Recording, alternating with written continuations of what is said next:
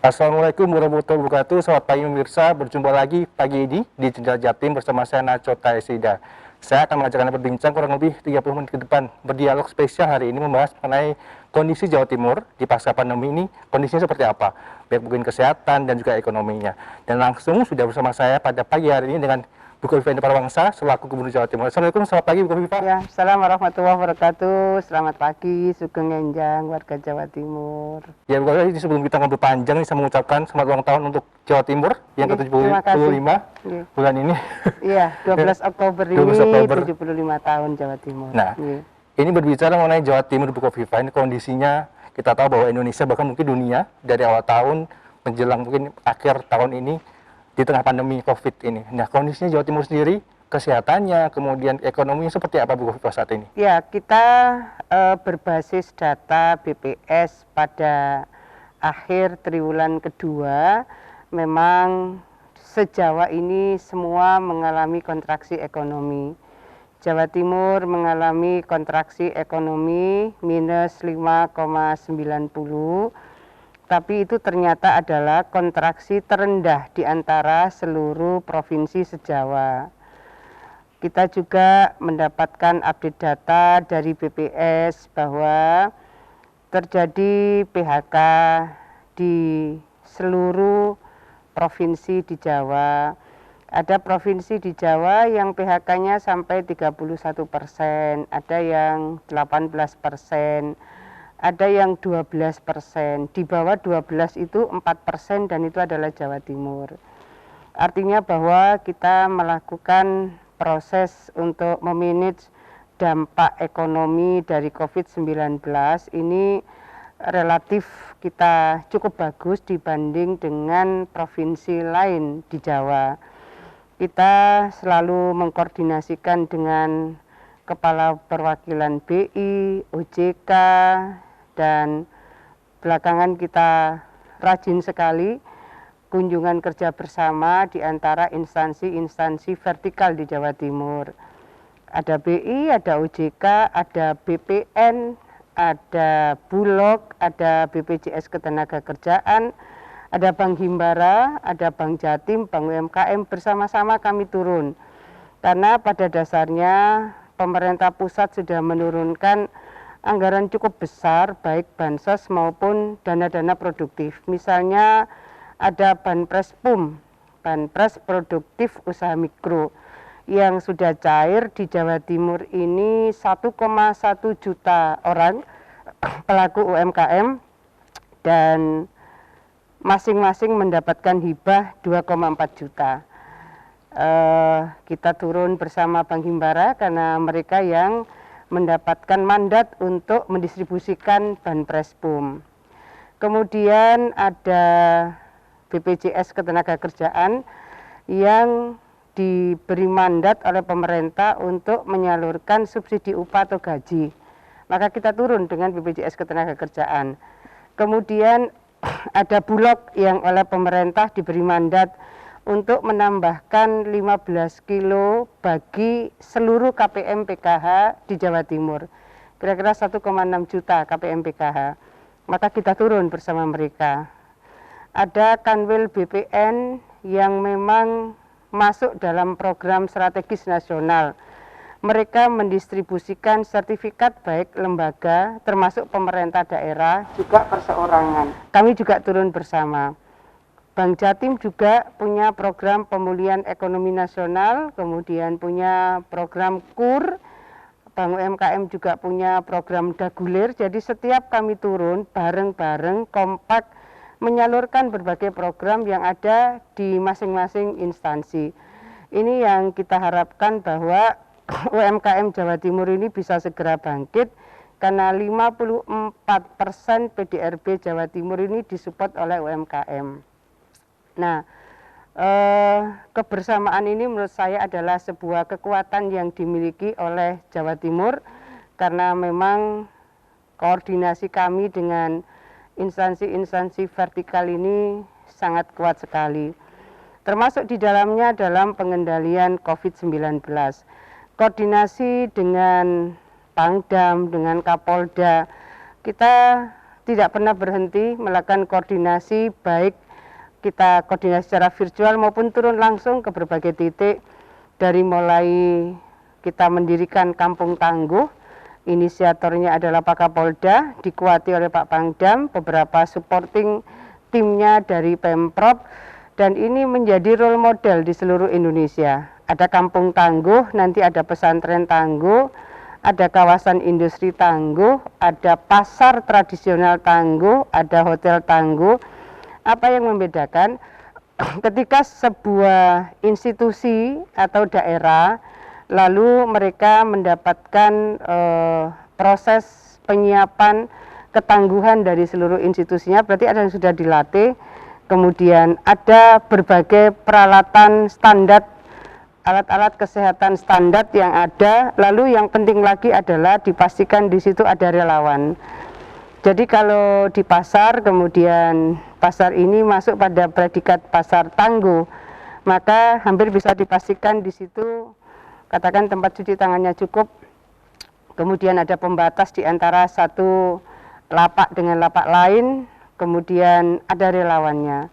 Karena kalau tidak ada relawan, besok sabunnya habis atau airnya habis dan seterusnya. Jadi yang membedakan satu titik area atau institusi mendapat satu label tangguh, maka di situ dipastikan ada relawannya. Nah, menangani COVID-19 ini memang membutuhkan kerelawanan yang luar biasa, karena memang tidak tampak, virusnya ini tidak tampak. Kemudian format yang muncul juga beda-beda. Ada yang betul-betul tanpa gejala, tapi dia carrier. Ada yang pilek atau batuk atau panas di badan, ada yang sampai sesak nafas. Itu yang dengan simptom, tapi yang tanpa simptomatik juga banyak. Inilah yang harus dibangun kehati-hatian bersama. Kalau bahasa Pak Presiden itu harus bisa membangun keseimbangan antara gas dan rem, tapi kalau saya bilang bagaimana rakyatnya sehat, ekonominya sehat. Rakyatnya selamat, ekonominya selamat. Baik, Bu Kofi. Bu Kofi, ini kalau melihat beberapa pekan terakhir nih Jawa Timur untuk kasus COVID sudah mulai turun, kemudian ekonomi sudah mulai bangkit. Ini optimisme masyarakat nih sejauh ini seperti apa di kalangan masyarakat di Jawa Timur, Bu Kofi? Ya, kalau saya harus menyampaikan kehadiran mereka pada saat menerima hibah Banpres PUM atau KUR atau PEN, Pemulihan Ekonomi Nasional, saya melihat ada semangat yang luar biasa. Karena pada dasarnya beberapa sektor itu tidak terdampak. Hal-hal yang terkait dengan sektor pertanian misalnya tidak terdampak. Bahkan saya kapan hari itu mengajak beberapa teman, ayo mampir yuk, di mana di sini ada penjual rujak terdekat gitu. Ternyata juga tidak terdampak. Jadi masih ada sektor-sektor yang tidak terdampak. Termasuk perusahaan-perusahaan tertentu juga tidak terdampak. Jadi usaha Mamin, makanan minuman, berarti perusahaan-perusahaan besar juga yang bergerak di makanan minuman rata-rata tidak terdampak. Yang perusahaan sepeda tidak terdampak, furniture tidak terdampak. Jadi ada beberapa hal yang marketnya tetap jalan. Oleh karena itu ini harus disyukuri bahwa ada sektor-sektor yang tetap bisa survive, bahkan meningkat permintaannya, dan itu biasanya juga kalau usaha-usaha kecil diikuti dengan berbagai inovasi-inovasi mereka. Baik, Bu Kofi, saya tadi penasaran dengan tagline sehat ekonominya, sehat rakyatnya. Cuman mungkin ditahan sebentar, kita jeda sejenak setelah iklan berikut ini.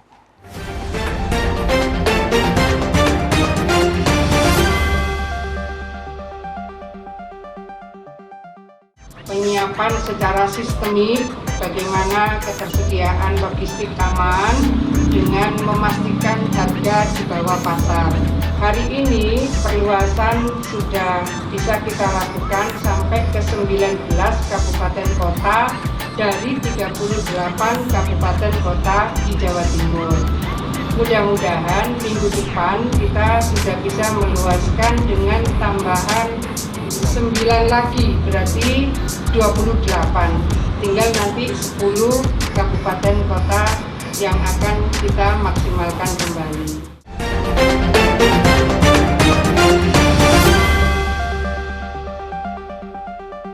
Kembali lagi di Jendela Jatim, saya akan melanjutkan tadi Bu Khofifah. Tadi saya sempat bertanya sebelum ikan, ini ada tagline dari Bu Khofifah, sehat ekonominya, sehat rakyatnya. Ini apa yang disampaikan dari itu? Oh, sehat rakyat dulu ya, Bu. Sehat rakyat, sehat ekonomi. Sehat memang bukan segala-galanya, tapi segala-galanya menjadi tidak bermakna kalau kita tidak sehat. Nah, apa yang sebetulnya kita harus lakukan dengan keguyupan, kegotong royongan bersama untuk bisa mengendalikan COVID-19 ini? Saya rasa instrumen-instrumen hukum kita siapkan, kerja-kerja profesional dan koordinasi sangat intensif kita lakukan. Jadi di bulan Maret tanggal 16 kita memang membentuk gugus tugas. Di awal sudah 4 rumpun. Ada rumpun promotif preventif, ada rumpun tracing, ada rumpun kuratif, dan ada rumpun dampak sosial ekonomi COVID-19. Jadi rumpun dampak sosial ekonomi itu kita sudah masukkan di gugus tugas awal pembentukan.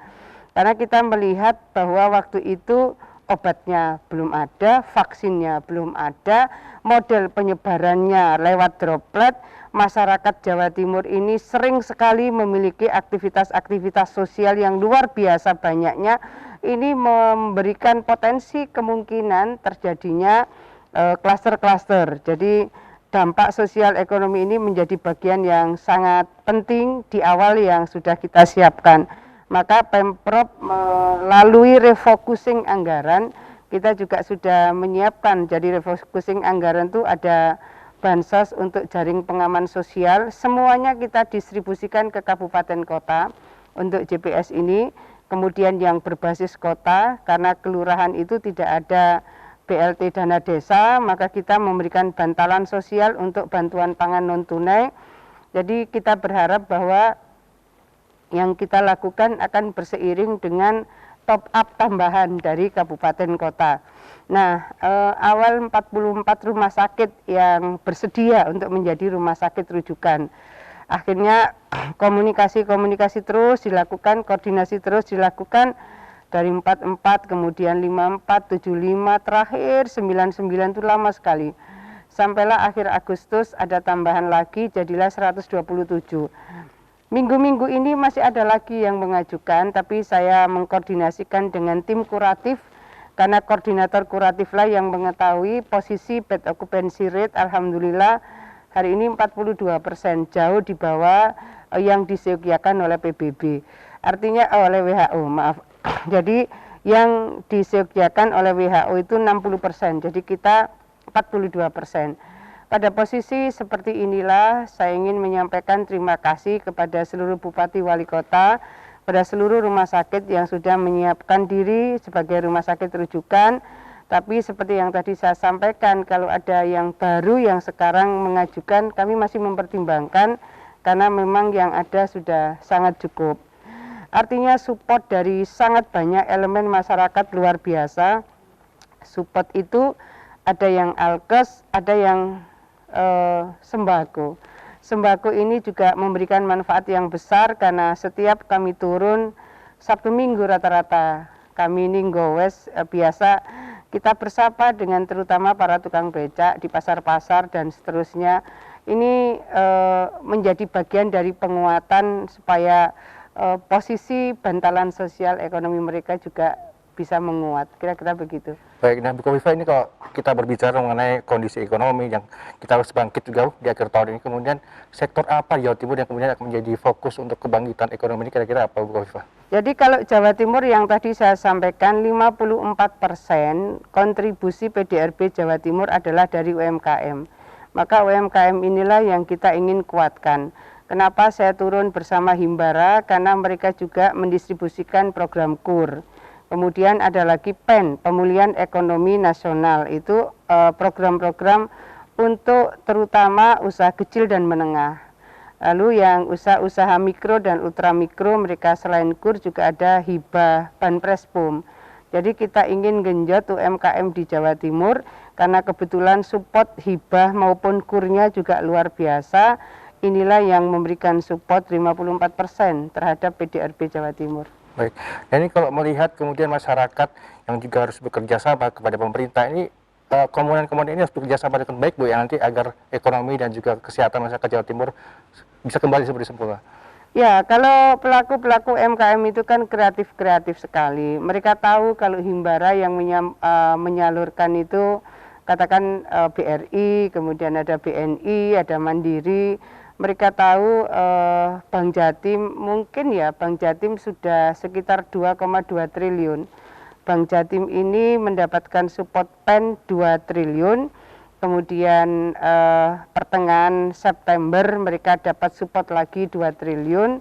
Jadi kalau tidak salah sudah sekitar 2,2 triliun yang didistribusikan kepada pelaku UMKM. Nah, ini jumlah yang kemudian berseiring dengan tadi saya sampaikan Banprespum itu 1,1 juta pelaku UMKM yang mendapatkan hibah 2,4 juta. Nah, bersamaan juga dengan KUR. Jadi ini berseiring dengan berbagai ragam program yang memang diturunkan oleh pemerintah, ada yang melalui Himbara, ada yang melalui tadi BPJS Ketenagakerjaan, ada juga yang melalui Bulog, ada yang melalui Bank Jatim, ada yang melalui Bank UMKM. Jadi banyak sekali sebetulnya lembaga-lembaga pendanaan yang bisa diakses oleh masyarakat. Baik, Bu Kofifa, tadi saya penasaran, Bu Kofifa tadi sempat goes, sempat bertemu dengan masyarakat. Saya ingin tahu nih, mungkin ada curhatan antara masyarakat dan Kofifa, tapi ditahan dulu, Bu, ya, mungkin setelah jeda iklan berikut ini.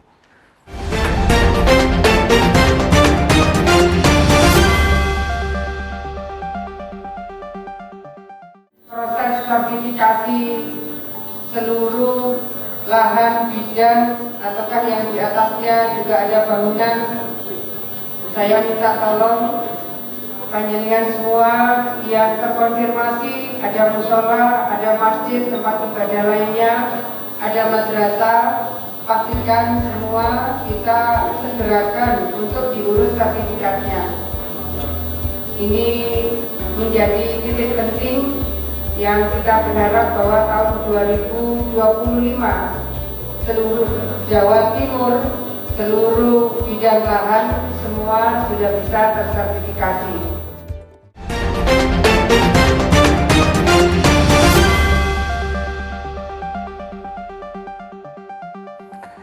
Nah, kembali lagi di Jendela Jatim, kita masuk ke segmen terakhir. Tadi sebelum iklan saya sempat berbicara sama Bu Kofifa, sempat goes ketemu masyarakat. Ini kemana aja, Bu, kira-kira? Sudah bertemu dengan siapa aja dan apa yang disampaikan? Banyak sekali, mungkin lebih dari separuh. Separuh dari Jawa Timur, Bu kabupaten Kofifa? kota, ya. Wah. Karena kita Sabtu Minggu gitu. Yang sering kita sama instansi vertikal, ya. Kalau sehari misalnya kan pagi Kota Kediri, siangnya kabupaten. Besoknya lagi pagi Kota Blitar, siangnya kabupaten. Jadi sudah, saya rasa lebih separuh yang kita sudah jalin komunikasi. Sudah rutin dilakukan Bu Kofifa. Kemudian dialog yang biasanya disampaikan masyarakat di tengah-tengah kondisi seperti ini dengan Bu Kofifa ini apa, Bu? Kalau boleh tahu dari hasil goes tadi. Kalau mereka itu ingin akses market, ya. Kalau pertanian relatif mereka jalan, karena nilai tukar petani ini sudah mengalami kenaikan 0,54%. Kita memang harus meningkatkan nilai tukar nelayan. Nilai tukar nelayan mengalami kenaikan juga, cuma lebih rendah dari nilai tukar petani, 0,17 nilai tukar nelayan. Ini yang harus terus dibangun akses marketnya dari misalnya konsumen ikan gitu ya, supaya mereka bisa lebih besar lagi mendapatkan margin dari proses mereka berdagang gitu.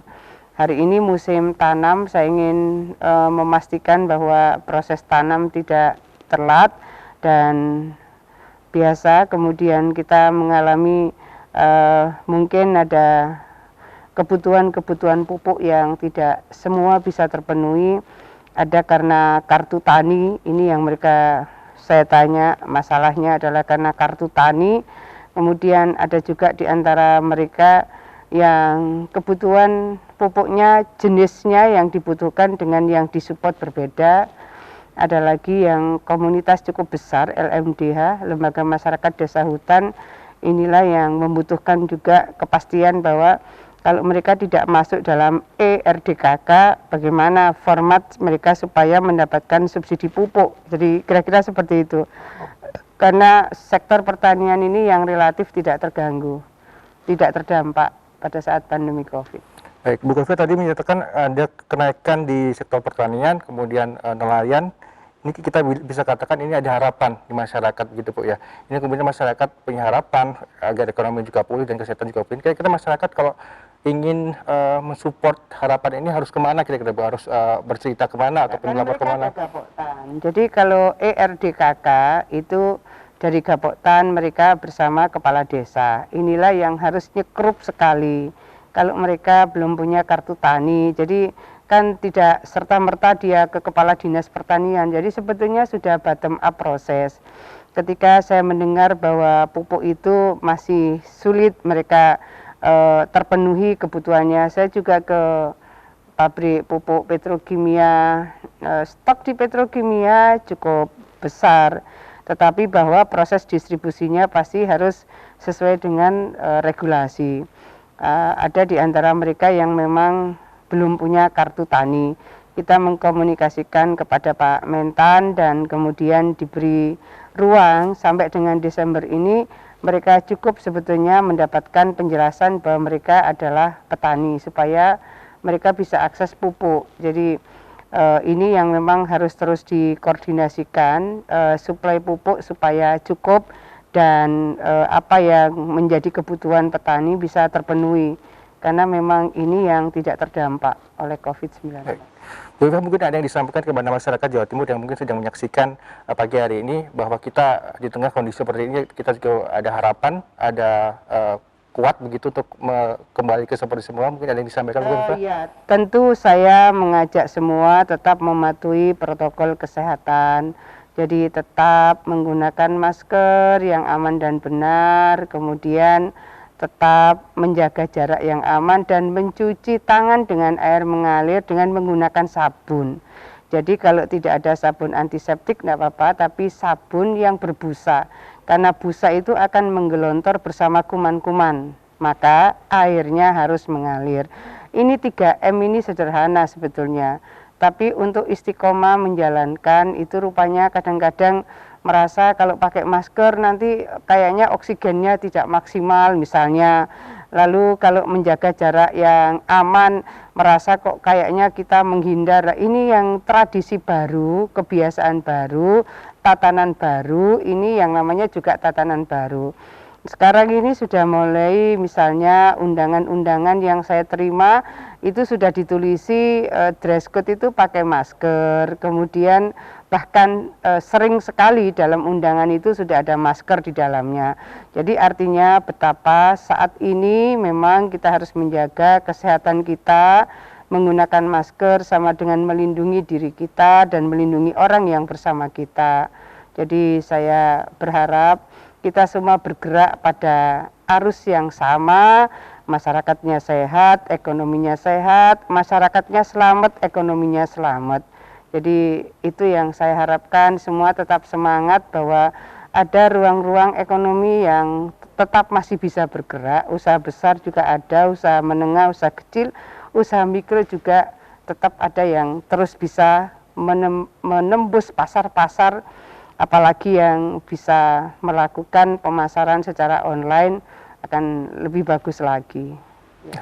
Mungkin ini lebih detail Bu, mungkin ini pesan untuk ekonomi Jawa Timur kepada masyarakat agar bersama-sama ikut bangkit, ikut berdiri lagi, bisa kembali seperti sedia kala.